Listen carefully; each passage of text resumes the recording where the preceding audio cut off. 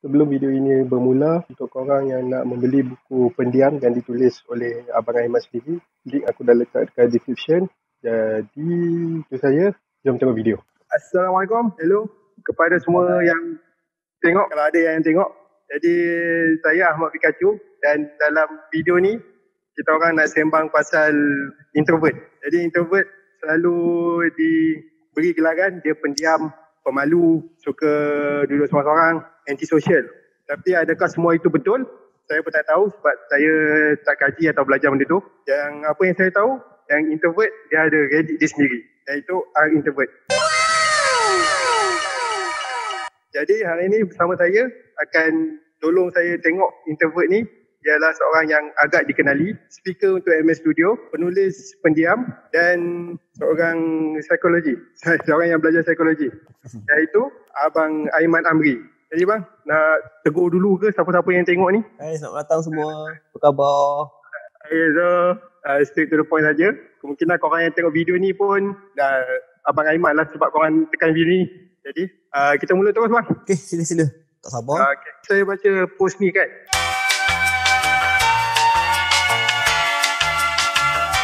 Dia nak keluar sebab dia tahu dia perlu bersosial. Tapi pada waktu yang sama, dia suka duduk rumah. Jadi macam mana orang tu nak fight benda tu sebab dia tahu dia perlu bersosial juga. Boleh jadi sebab dia faktor dia nak bersosial tu, dia kata I should be social sebab dia ikut kepada kebiasaan orang sekeliling yang kata kita kena bersosial, kena bercampur dengan orang semua. So dia rasa dia kena buat sebab orang lain suruh buat. Tapi once dia dah keluar, dia menyesal dan dia nak balik. Maksudnya this is not me, ini bukan aku. Tak apalah, kita balik lah. Lepas tu satu lagi yang dia highlight dekat sini bang, more like social anxiety daripada introversion. Jadi social anxiety dengan introversion ni ada kaitan ke? Social anxiety dengan introversion ni lain. Introversion ni adalah personality. Tapi social anxiety ni adalah keadaan mental kita di mana dia ada anxious ataupun rasa gelisah yang melampau bila suasana sosial. Macam introvert, dia personality introvert ni nak senang faham, dia boleh bersosial cuma dia tak prefer bersosial. Tapi social anxiety ni memang sampai tahap selagi boleh dia tak nak bersosial. Dia akan buat apa saja untuk elakkan daripada bersosial dengan orang lain. Ni saya nak tunjuk satu komen ni.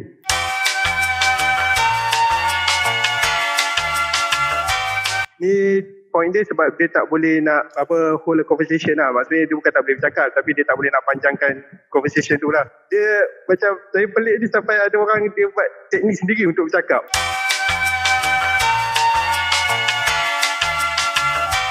Atau ke tak ada teknik macam ni? Teknik ni berguna. Kalau bila orang tu dia nak bercerita something, dia nak cerita beberapa benda kan, dia lagi excited bila orang tanya pasal tu. Contoh macam, contohlah Ahmad Pikachu minat Pokemon contohnya kan. Tadi tu kata minat Pokemon. Lepas tu ada orang tanya, minat Pokemon apa? Kita pun lagi semangat nak cerita. Aku suka Pikachu dengan ni. Kenapa kau suka Pikachu? Aku lagi suka bila jadi Raichu. Tapi Raichu, dia boleh jadi conversation. Dia tambah perisa supaya orang tu teruskan meluahkan sebab orang ni suka bercakap. Ada orang suka mendengar. So bila kita bagi peluang untuk bercakap dan kita mendengar, dia rasa seronok. Tapi setengahnya introvert kena faham juga. Ada orang introvert dia tak suka small talk macam ni. Dia tak suka yang simple-simple, yang basic-basic. Dia tak suka. Dia suka terus deep conversation. Tapi deep conversation pun kalau orang tu baru kenal, macam saya dengan abang pun baru kenal saja, takkan nak terus deep conversation kan tu. Kena ada juga small talk kan. Ada orang introvert dia suka terus deep conversation. Baru-baru ni abang pernah jumpa dengan seorang lelaki introvert. Kita orang dalam kereta sama-sama. Daripada start just kenal, tanya duduk mana, orang mana. 5 minit lepas tu kita orang cerita pasal industri terjemahan buku kat Malaysia. Sebab itulah minat dia dan dia tak suka bila sembang tanya duduk mana, orang mana, berapa adik-adik. Dia tak suka benda tu. Kita kenal lah Ustaz Adin. Beliau lah orangnya.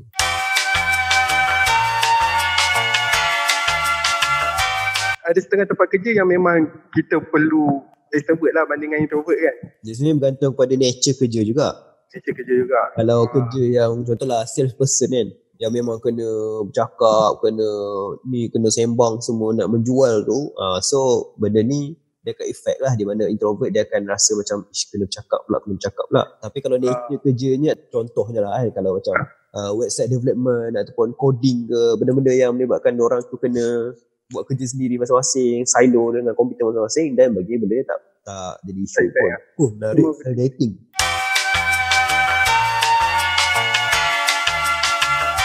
Sebenarnya saya melihat orang introvert nak lihat kepada jodoh ataupun sesuai ke tidak tu, personality ni dia tak main peranan yang besar. Personality dia memang menyumbang kepada keserasian seseorang tu, tapi dia hanya memainkan sebab nak bagi hubungan tu serasi, dia ada 5 C yang dia kena cover. So introvert ke extrovert tu ialah C yang pertama je, chemistry. So dia ada lagi faktor-faktor lain yang menyumbang kepada keserasian tersebut. So tak boleh nak kata orang introvert ni sesuai dengan extrovert je. Tak, dia part of the percentage tapi tak semestinya. Sebab ada introvert dengan extrovert yang bahagia, ada introvert dengan introvert yang bahagia. Tapi tak nafikan lah dia memberi peranan dari segi dinamik hubungan tu juga. Contoh macam orang introvert, dia dengan introvert, maka dia akan berkongsi minat yang sama. Okay. Dan dua-dua ni akan macam agak pasif bila bersama. Contoh lah macam seorang ni duduk sendiri kat rumah, dia bekerja sendiri kat rumah. Contoh pasangan suami isteri kan. Which is tak ada masalah pun kalau itu keselesaan diorang. Kalau macam introvert dengan extrovert, contoh kalau introvert dah balik kerja kan, mesti nanti dia nak cool lagi, lepas tu datang pula suruh tanya macam mana pula. Then dekat sini penting dah datang C yang lain, iaitu communication. Introvert tu tahu dia dah kenal pasangan dia introvert, dan bila introvert balik rumah dia penat kerja semua, dia tak kacau sangat sebab dia faham, dia dah communicate sebelum ni, tahu introvert macam ni. Tapi kalau extrovert balik, cara dia untuk proses untuk rehat ni adalah dia bercerita, dan introvert tak seronok mendengar, so kamcing lah. So dia ada kelebihan kekurangan jugalah sesama diorang ni. Point dia masing-masing kena tahulah macam mana nak communicate, macam mana nak handle masing-masing. Yes, betul. Personality tu part of the process untuk serasi lah, tapi dia bukannya the only factor yang memberi peranan. Menarik dia cerita pasal pengalaman dia semakin lama semakin introvert.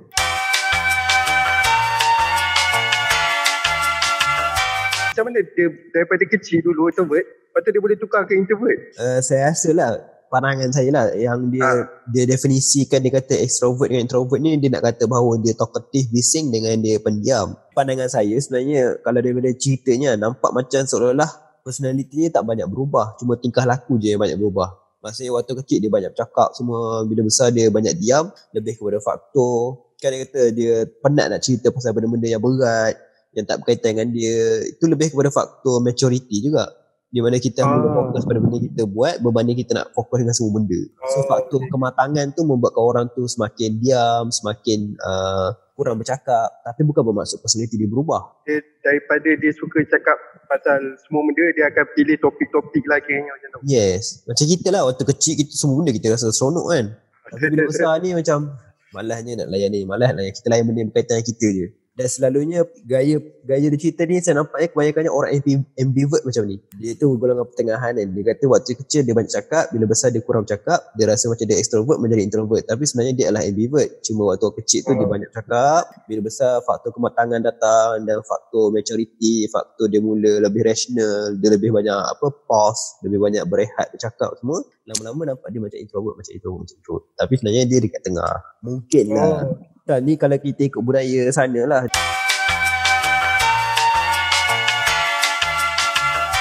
Is this weird? No, that's not weird. That's just your personality. Contohlah kita sekolah asrama dah 5 tahun, form 1 sampai form 5 sama-sama kan. Lepas tu hari last tu diorang buat macam dinner ramai-ramai dekat satu hotel. Dan kita rasa macam malasnya, penatnya. Sebab dalam satu batch tu pun yang betul-betul rapat kita 2-3 orang je. Tapi the idea of nak kena keluar, jumpa dengan semua orang, nak kena jumpa ramai-ramai, penatnya. Dan kita rasa tak suka. Dan benda tu normal lah. It's just your personality yang tidak suka. Pasti kita rasa bising, orang ramai. Tapi ada juga yang macam penat lelah bersama 5 tahun lah, katakan macam kat asrama semua tu. Mesti ada time nak satu let go. Sebab tu lah yang ramai akan pergi ke tempat-tempat ini. Ya, sebenarnya dia ikut pada personality orang tu jugalah. Sebab dia melihat, macam Faiz kata kan, cara dia lihat berbalonnya 5 tahun ni dengan melalui event macam ni kan. Tapi ada orang lihat berbalon 5 tahun ni adalah sepanjang 5 tahun ni lah. Macam ni dah habis-habis lah. Menarik juga Nightmare ni.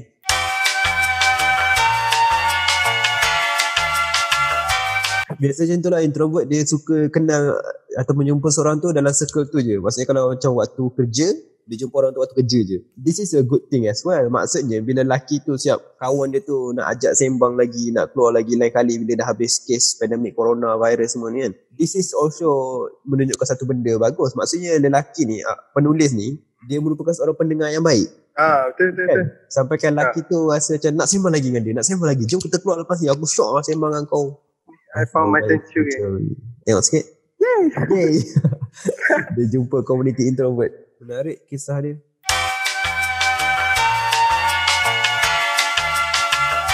Itulah dia baca ni sampai dia tolak semua orang lah juga. Tapi pada waktu yang sama tu lah, sebab dia rapat dengan family dia dah, dia rasa mungkin dia dah cukup dengan family saja kot. Itu mungkin dia rasa dah dia punya social element tu dah seronok, dah lega, dia dah ada family yang rapat semua, dah lama dia macam tak boleh jumpa luar pun tak apa. Tapi bahaya juga kan kalau macam ni. Nak kata bahaya pun tak pasti juga, sebab dia lebih pada pilihan sebenarnya. Selagi mana dia rasa benda tu tak mengganggu dia, maksudnya dia still boleh, macam dia kata, dia still boleh kerja, boleh belajar, boleh kerja, boleh buat semua ni, should be no problem kot. Cuma dia kena terima hakikat realiti, kalau dia bekerja satu hari nanti, dia akan still bercampur dengan orang juga. Kita nak pergi order makanan kat McD pun kena jumpa dengan orang juga kan. Ya walaupun sekarang ada delivery ke semua, tapi still kena ada human interaction. Trauma. Itulah ada nampak juga tadi. So dia dah mula push orang lain sebab dia tak nak ada social interaction dengan orang lain lah.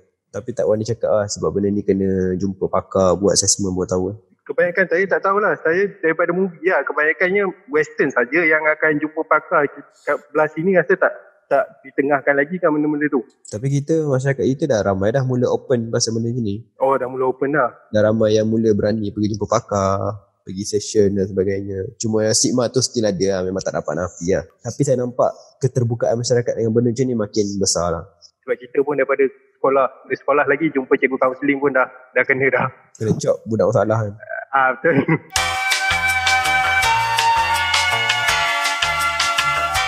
Menarik juga ni, dia kata sebab dia introvert dan dia susah nak bercakap dengan orang, tapi bila dia dah jumpa kawan dah mula open up, sebab introvert dia memang memilih lah kawan dia. Lepas tu tiba-tiba bila dia start mula open up, dah mula bercakap dengan orang, dah mula rapat, tiba dah berhenti. So memang struggle lah. Kalau abang lah, kalau ada orang datang bagi tahu masalah ni, abang akan bagi nasihat macam mana? Pandangan saya lebih kepada yang pertama, suruh dia take a step back sekejap. Bila dia sedih semua tu, terima yang dia rasa sedih, rasa kawan dia pergi tu, terima yang kawan tu dah pergi.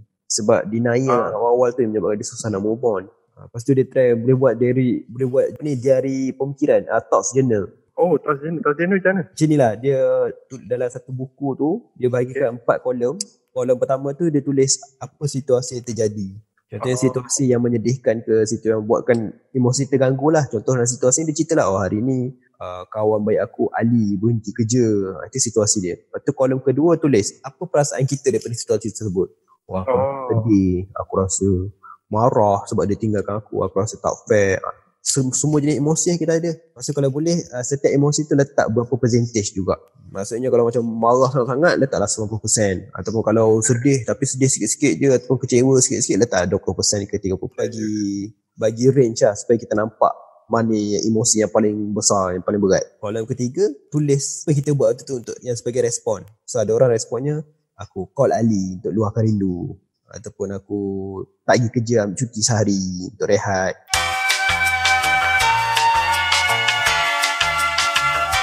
Husband dia still bagi space juga dekat dia.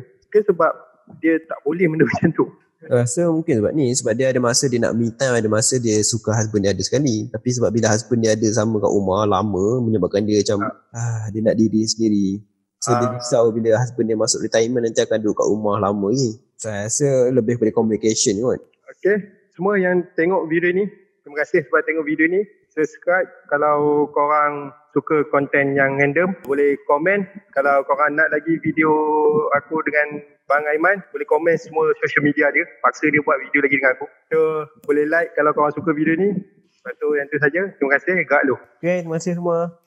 Ahmad Pikachu. Ya. Nak tengok satu teleportation teknik saya belajar daripada Naruto.